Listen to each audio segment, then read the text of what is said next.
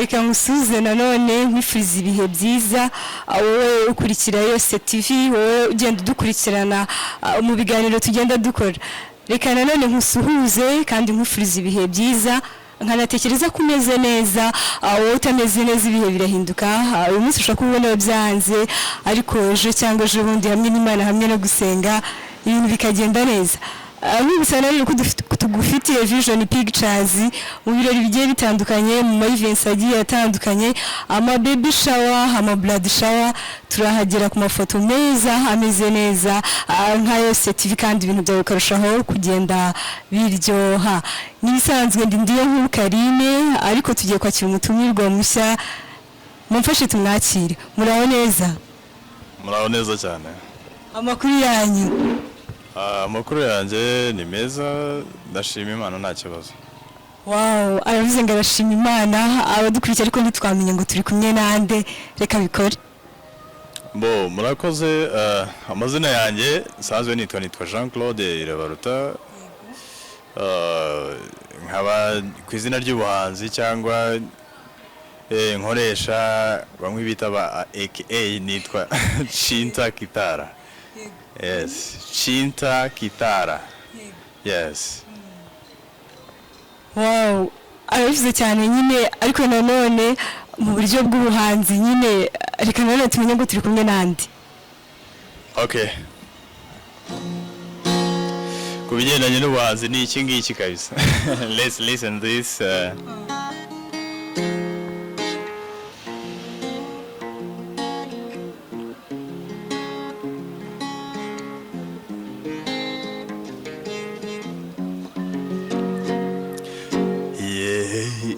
Nakureba nkibuka umunsi usezera papa amagambo yambwiye uzondeberera umwana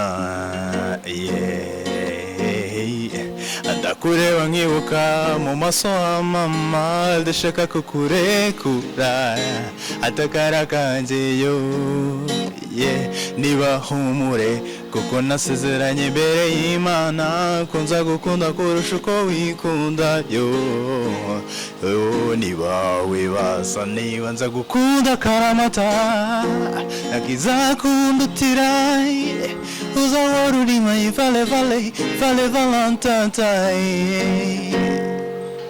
That's it. Umuhanzi Umuhanga aririmba ndetse akanacuranga ndabikunze cyane ni byiza n'ijwi ryanyu ryo murimba neza cyane byaje bite? Murakoze cyane kuririmba no gucuranga kuva kera ubusanzwe ngewe namye nkunda umuziki namye nkunda kuririmba nkurira ahantu naho hari abantu bakunda gucuranga gucuranga byo byaje kuza nyuma ariko mbere najyaga naririmba no mu ishuri nuko nguko byatangiye. Yes. Mwifitemo ubuhanga kandi bwinshi ni byiza nibyo byenyine mukora se cyangwa nibyo byenyine mwasanze mushoboye cyane cyangwa hari n'ibindi bitandukanye mugiye mukora?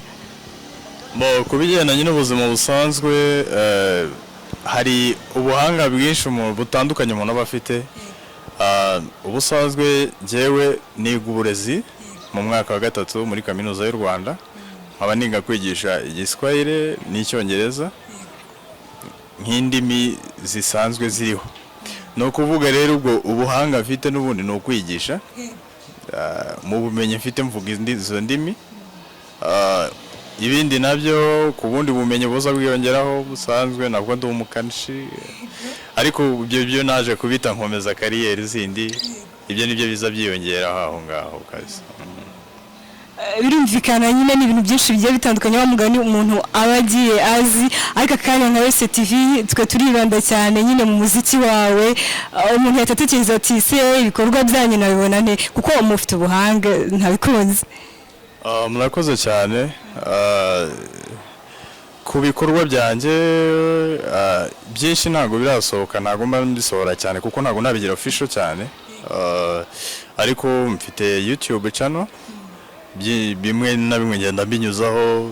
Iyo YouTube channel nayo yitwa Chinta Kitara wandika Chinta iryo zina uko rivugwa cha i na ta na a yego ubwo bahita bayikwereka wenda muri ntuze muri comments cyangwa na link iza kuba iri kuri ntuze titles baraza kuyiribonaho. Aho ngaho niho nkunze kuba mbishyira cyane. No kuri Facebook nkoresha amazina yanjye asanzwe Irabata Jean Claude, even na Instagram. Aho ngaho naho umuntu yahasanga ibyanjye byose niho yabibonera. Ati ibikorwa byose umuntu yabihasanga, ariko nanone njye ntekereza nise kugeza ubu ngubu mufite indirimbo zingahe mwashyize ku karubanda umuntu yanasanga kuri YouTube channel yanyu? Mu ndirimbo zanjye ubusanzwe mfite indirimbo zanditse zirenga 5, ariko izo maze kuba nakora nkazishyira kuri YouTube channel yanjye ni 2. Izo ngizo nizo ziri official zihari, ariko izindi nazo bitewe no kuba umuntu ari busy, ariko nabwo hari ibyo nshyira ku ruhande nkora nkomeza nkora. Izo zirahari nazo uko igihe kigenda kiza zizagera. Nibyo koko uko igihe kigenda kiza nyine wamugana umuntu bari mu tuntu twinshi tugiye dutandukanye, ndatekereza ko bizagenda biza, nta nubwo ibintu byose bikorera rimwe ngo bikonde. Izo ari kuvuga ngo zifite video zirakoze neza?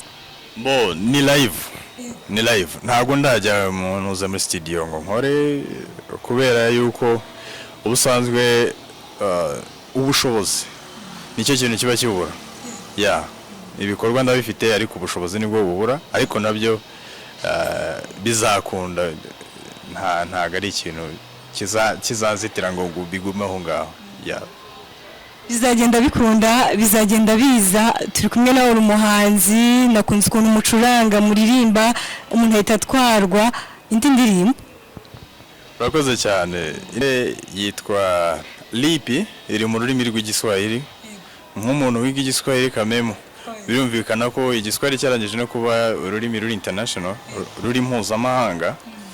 No kuvuga ngomba gukoresha n'indimi zacu kugira ngo ntange ubutumwa hanze. Ku muntu utumva igiswahili neza nta muntu utacyumva, kuko hari n'iyo uca ku muntu akavuga ati kabisa kandi ni Swahili abamaze kuvuga. No kuvuga rero ku muntu utumva igiswahili neza, iyi ndirimbo yanjye yitwa Lipi, bisobanura ngo iki.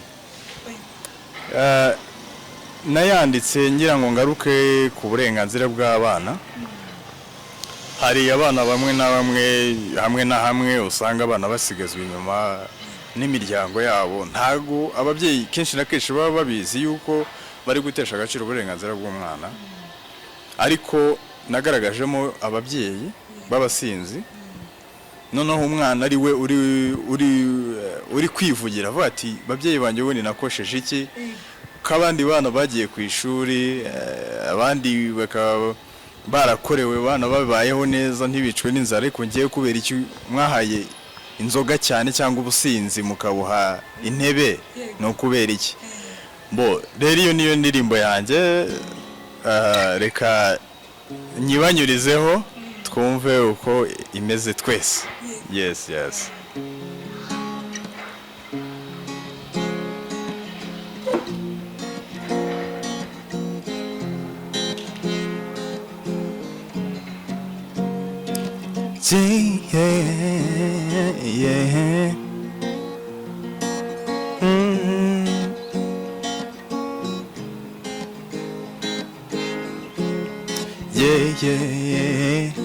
Hapa njiani ninapopita wote wananizungumzia,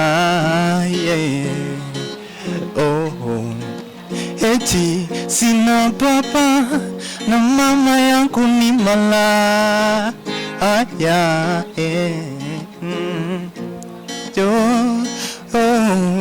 Wameniacha upekee, wote ni walevi sana.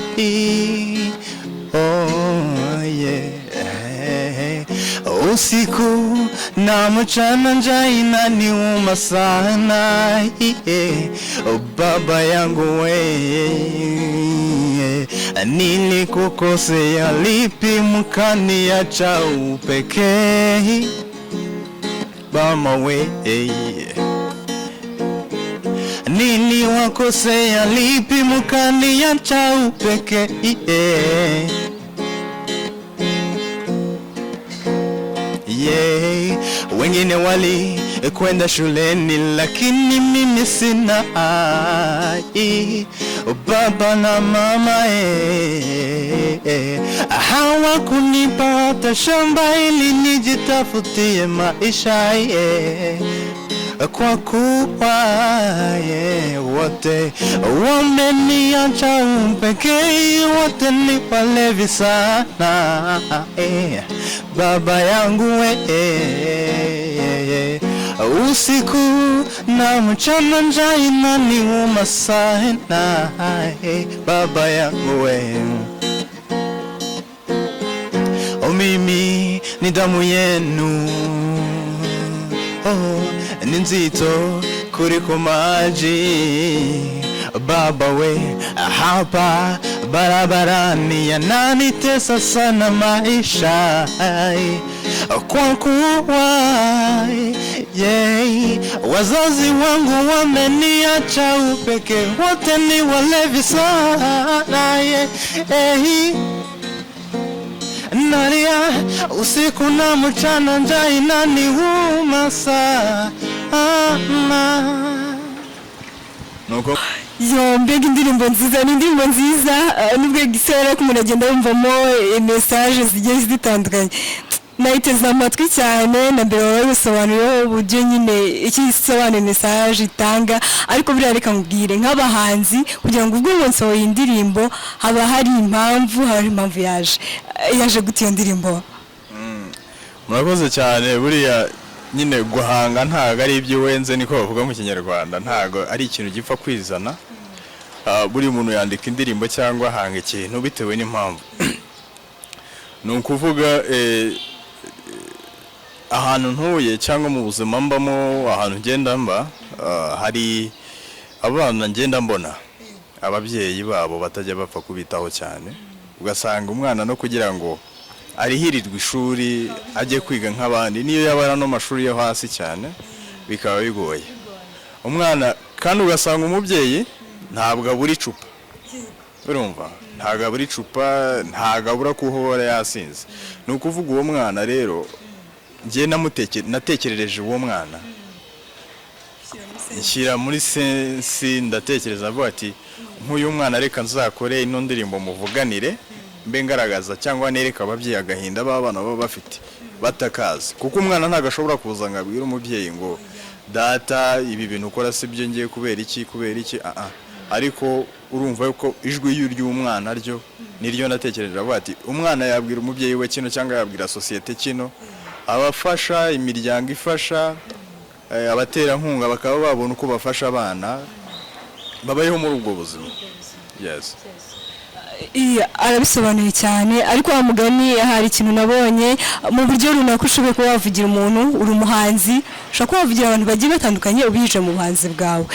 Natwe nka Yose TV rero dushobora kuba twamenyekanisha ibikorwa by'umuntu nyine mu kintu umuntu agiye harimo gitandukanye, mu mpano Imana yamuhaye akayikoresha. Hari n'abandi banavuganira, hari n'abandi agenda agira ikintu amarira. Nakunze ubuhanzi bwanyu, nakunze ukuntu muririmba. Ndirimbo yawe y'igiswahili ni indirimbo nziza, wenda mu ndirimbo zawe sinzi uraza no kongera waturirimbira, ndatekereza ko nawe ushobora kuyikunda cyane, cyeka niba njye wumvishe gutya. Ntabwo ari wowe wenyine, kuko nanjye indirimbo nyandika nayanditse mu minsi 2, kuko nakoraga igice kimwe nkabanza nkagitekerezaho, ntabwo ari ibintu byapfuye kwizana bo. Noneho nyishyira no kuri gitare, njyewe niyo nayikoraga bwa mbere nkingiye no kuyikora nanayicuranga nararize. Nicaye njyewe ubwanjye ku giti cyane nararize, amarira yaramanutse kuko natekereje ibyo nanditse, emotions ziramfata bitewe naho na background z'abana mba nkunda kwitegereza, mbona numva ni ibintu binkoza hano, ndavuga ati indirimbo ni nziza mu by'ukuri irumvikana nubwo buryo nanjye yanteyemo emotion, ariko ndayikunda cyane nanjye indirimbo. Ati ndayikunda cyane, birumvikana umuntu akiyumva n'uburyo muyicuranga umuntu ahita yumva ko ari indirimbo nziza cyane.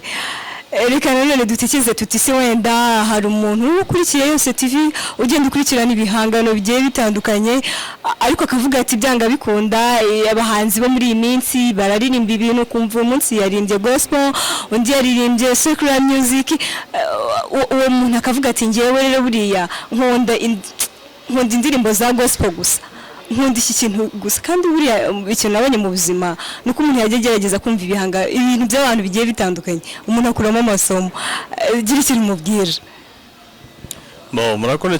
Murakoze cyane kuri urwo ruhande. Hari abantu bamwe bavuga ngo gospel music abandi bakagira secular music, ubwo navuga indirimbo zaririmba Imana ngo n'izindi ndirimbo zisanzwe gakondo, ariko buriya mu buhanzi cyangwa mu bintu bigendanye n'ibihangano buriya ahantu hose tugomba kuhitegereza kuko ubuzima bwose buba buri ahantu hose. Ni ukuvuga hari igihe uririmba indirimbo wenda nk'urugero dufashe nk'indirimbo ya Yago Suwejo, iriya ndirimbo ya Yago isobanura ubuzima yabayemo noneho akaza ashimira Imana. Ni ukuvuga ibyo bintu bibiri harimo gushimira Imana ariko hakaba no mu buzima busanzwe. Ni ukuvuga rero ntago indirimbo ishobora kuba gospel ikaba n'ubuzima busanzwe icyarimwe.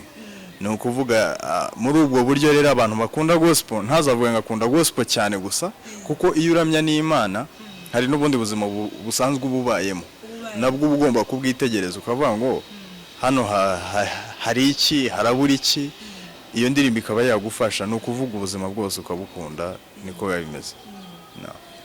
Ariko buriya nanjye hari ikintu ntekereza, none se wa mugani reba nk'iriya ndirimbo ye harimo gospel harimo n'ikintu kijya kuba nka secular music, umenya bazashaka izina hari recombining ibyo kuko sinzi ukuntu nsigaye mbibona. Ni ukuvuga ni ugushaka terime ni iby'abahanga nk'uko bamwe bavumbuye yuko haba gospel music bagendeye ku mpamvu ibigaragaza, abandi bakavuga ati secular music ku mpamvu izi n'izi. Ubwo noneho nidubona umuziki uhuza gospel na secular nk'uko twayibonye, ubwo noneho turashaka nanone icyiciro ntabwo ari gospel ntabwo secular ariko byose turabisanga mu ubwo nimba twavuga yuko ari kivejuru nimba ari ikirumira habiri simbizi ariko gusa tugomba kubitekereza muri ubwo buryo n'abahanga mu muziki bakazabitekerezaho. nabo bakazabitekerezaho kuko urumva ko ni ibintu biri kubaho cyane kandi wumva birumvikana ukumva ni indirimbo inafite message kandi message nziza. N'urugero suppose that urumwe mu bakurikira ama YouTube agiye atandukanye, ukurikira abahanzi bagiye batandukanye, uri umuntu nawe ndani uri umuhanzi uri umuntu nkatwe bisanzwe. Ese uri uwo muntu ni ihe message waha abahanzi muri rusange? Message ya mbere ngomba ku wenda natanga nk'itafari ryanjye mu buhanzi ni ukuvuga umuntu wese w'umuhanzi akunda icyo akora, gukunda isobanukirwa akamaro icyo ukora gifite. Ubuhanzi bufite akamaro kanini. Hari abantu batekereza yuko kuririmba ari ukuririmba gusa abantu bakabyina bakanezerwa, nako ni akamaro ka mbere, ariko hari n'akandi kamaro ko kwigisha sosiyete. Turi muri sosiyete ibayeho mu buryo bwo kwiga, ntabwo ari ukwiga ngo ugiye mu ishuri wicare, oya, ahubwo ni ukuvuga bya bihangano byacu dutanga binyuze mu buhanzi twigisha sosiyete kubaho neza no kubana neza. Arabize neza rwose ati twigishe kuba wa mugani burya uretse nyuma yo kumva iyo beat nkaryoherwa nkaba nabyina no kumva message iri muri ya ndirimbo, nabyo aba ari ibintu bigomba gushyirwa mu gaciro kugira ngo tugende twigira ku bintu bigiye bitandukanye. Nanone nakongera nkavuga nti turi kumwe n'umuhanzi cyongera kutubwira ku kandi karirimbo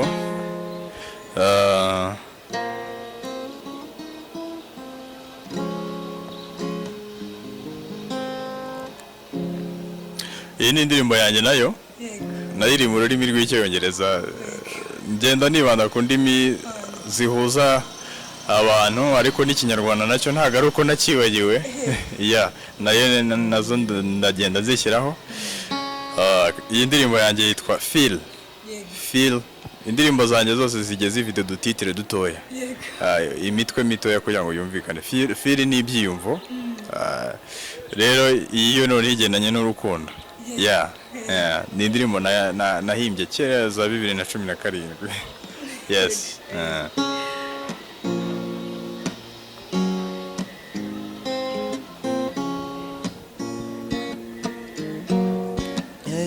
The Lisa lights, the Lisa day. Oh, but Lisa wise, I found the light in the darkness, baby. Yeah, I feel I'm on the right away, cause I open my eyes. Now I see your beautiful face looking at me.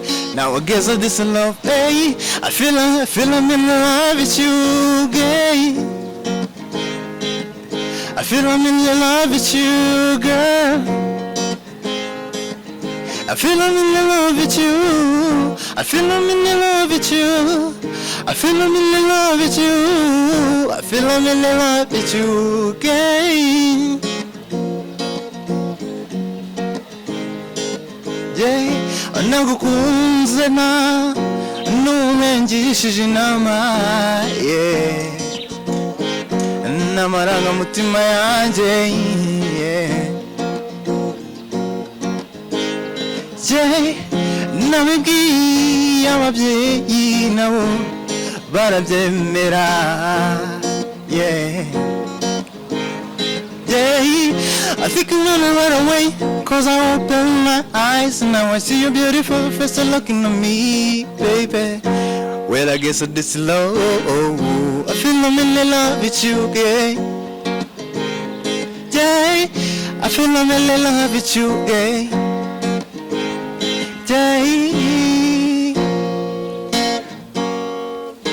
That's it. Nakunze ukuntu usoza indirimbo zawe, uzisoza neza ku buryo umuntu aba yumva nyine akomeje kuryoherwa. Uzi ko hari umuntu ni umuhanzi azi nyine arahanga nta kibazo bigenda neza, ariko kuba yarimba ari gucuranga gitari byaramugoye cyane. Gira ikintu umubwira. Ibintu byose buriya nta kamenyero kandi bisaba kwitanga no gukunda icyo ukora.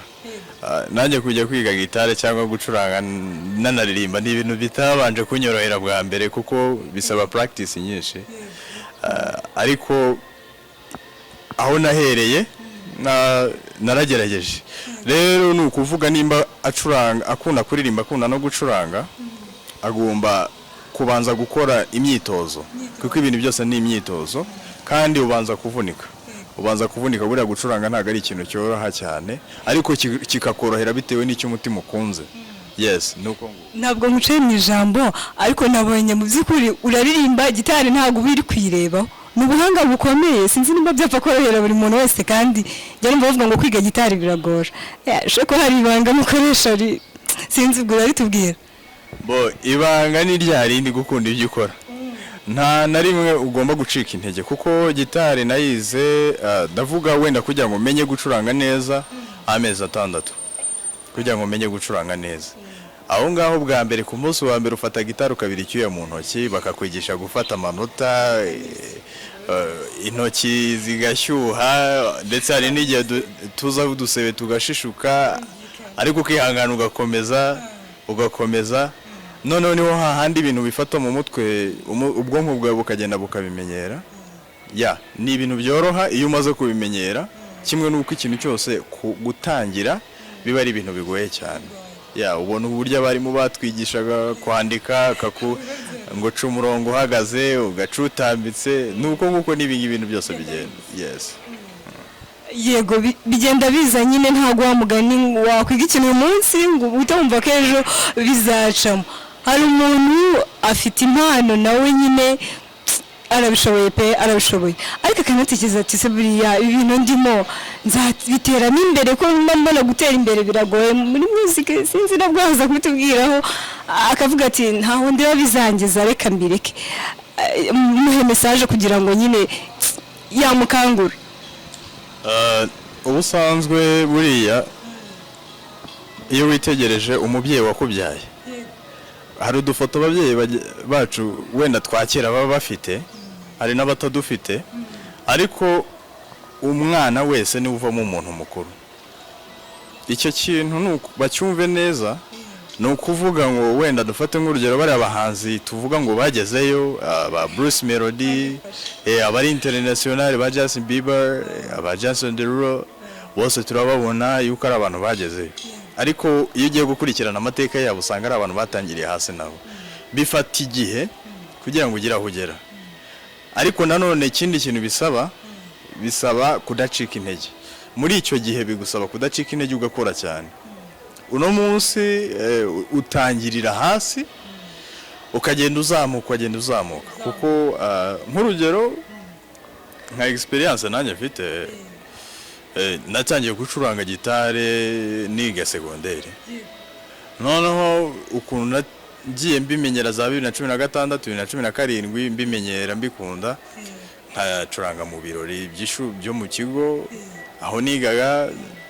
Ngera hano muri kaminuza naho ndakomeza nza kumenyekana, njya muri ambasade ncuranga, ibintu byose bigenda biza. Ni ukuvuga nanjye ntago ndagera aho nshaka, ni ukuvuga ntago ndagera ku kigero nshakaho, ariko ni ukuvuga ngo kunda icyo ukora ugishyiremo imbaraga.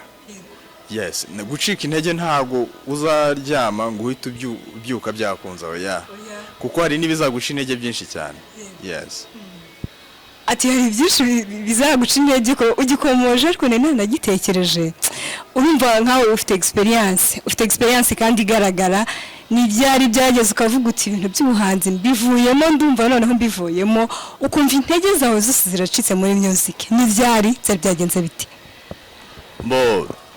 Ibihe byo gucika intege biba ari byinshi, ariko hari ibigukoraho ukumva uratagangaye kabisa.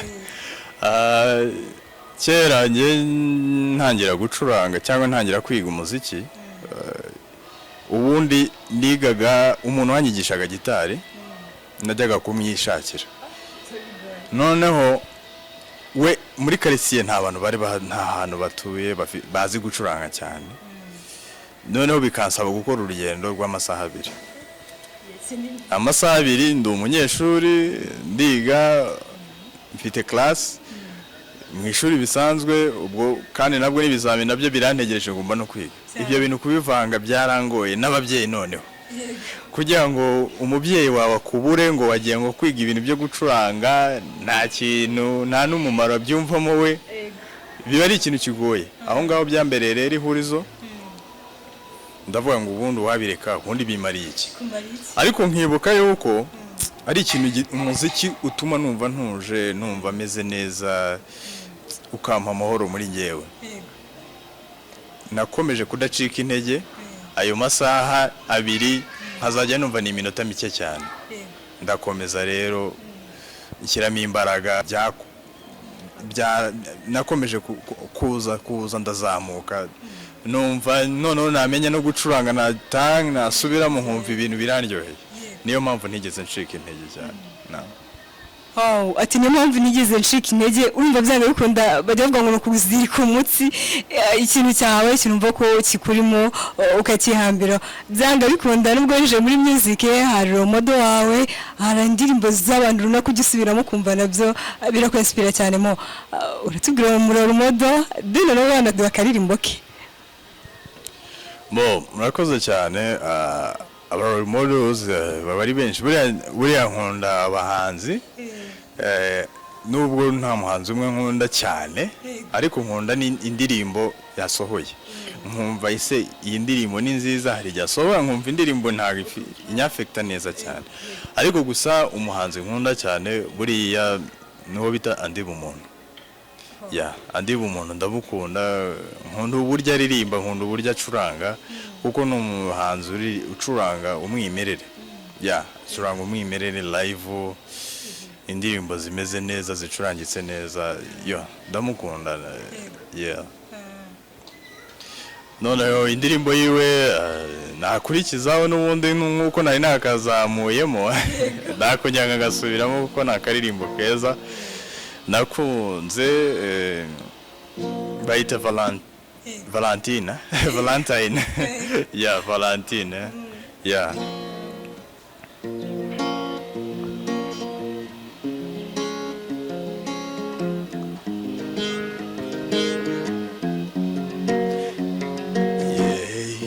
Ndakureba nkibuka umunsi usezera papa, amagambo yambwiye tuzondeberera umwana. Ndakureba nkibuka mu maso ha mama, adashaka ko kurekura atagaragayeyo. Niba humure kuko nasezeranye imbere y'Imana ko nzagukunda kurusha uko wikunda yo. Niba wibaza niba ndagukunda karamata nakizakundutira uzahora uri my vale vale vale valentine.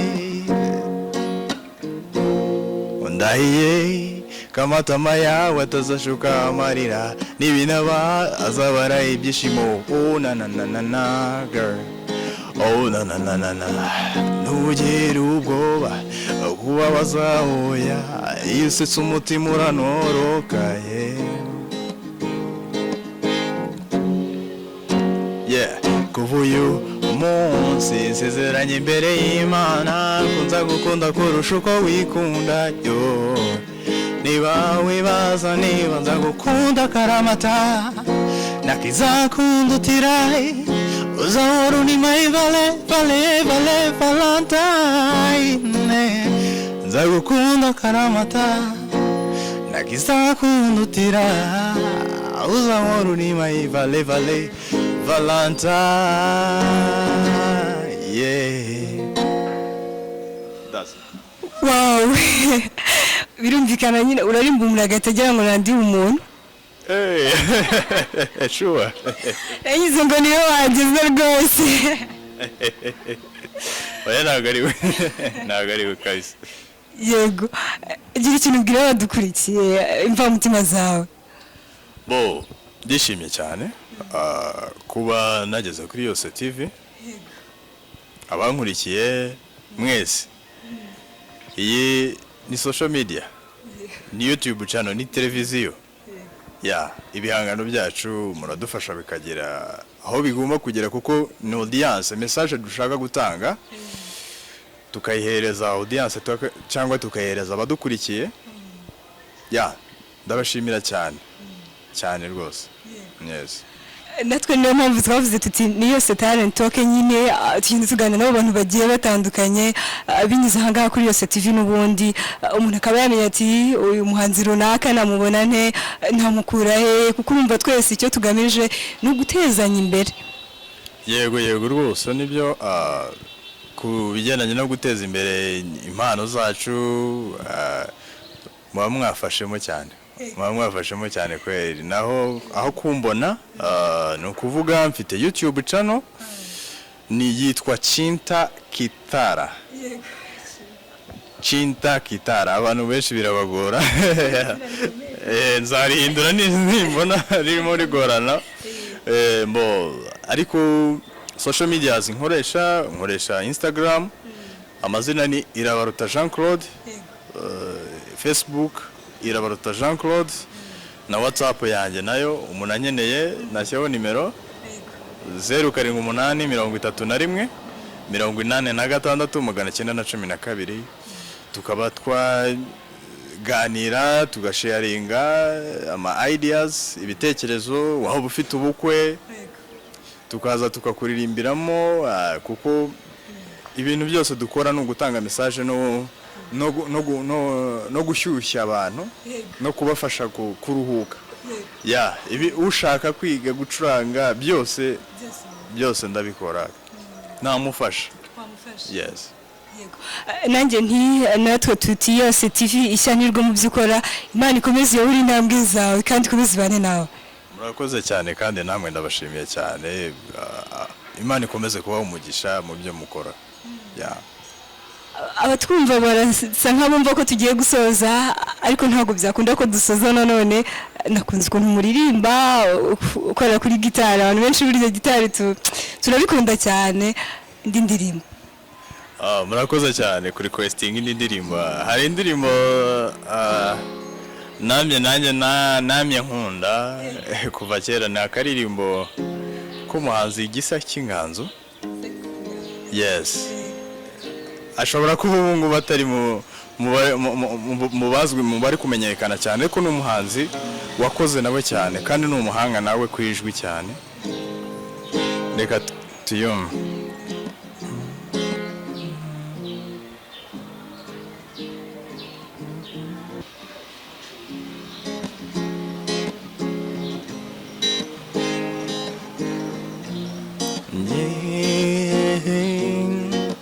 Yandebye rukundo nkunda njyewe birandenga, ashaka inyiturano nkayibura, nagutekereza ikiniga kikanyica, ariko nzagukunda kugeza imvi zibaye uruyenzi.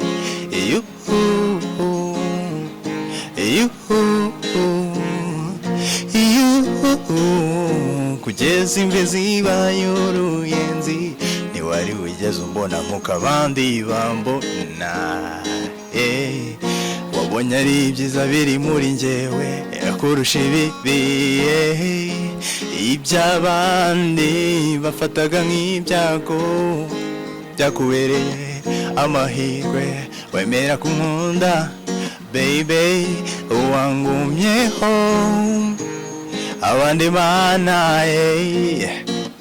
wanyiyegereje, abandi bamunga, nanjye sinzagutenguha, nawe siyacurama, nzakugumira iruhande.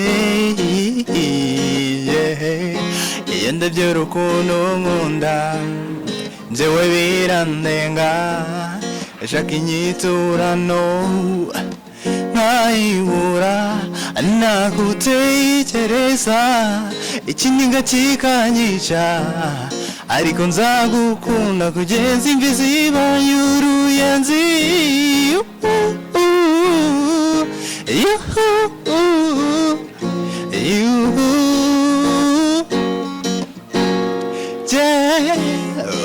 Biragoye kubona icyo nakwitura, gusa nzagerageza.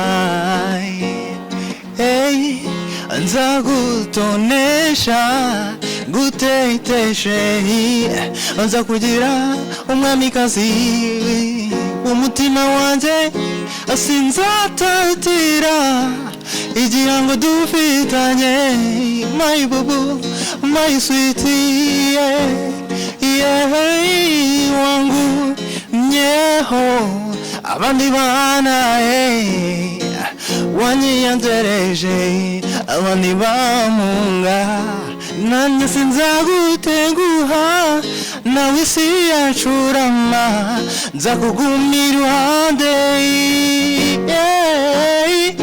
Iyo ndebye urukundo nkunda njyewe birandenga, ashaka inyiturano nkayibura, nagutekereza ikiniga kikanyica, ariko nzagukunda kugeza imvi zibaye uruyenzi. Kugeza imvi zibaye uruyenzi, kugeza imvi zibaye uruyenzi.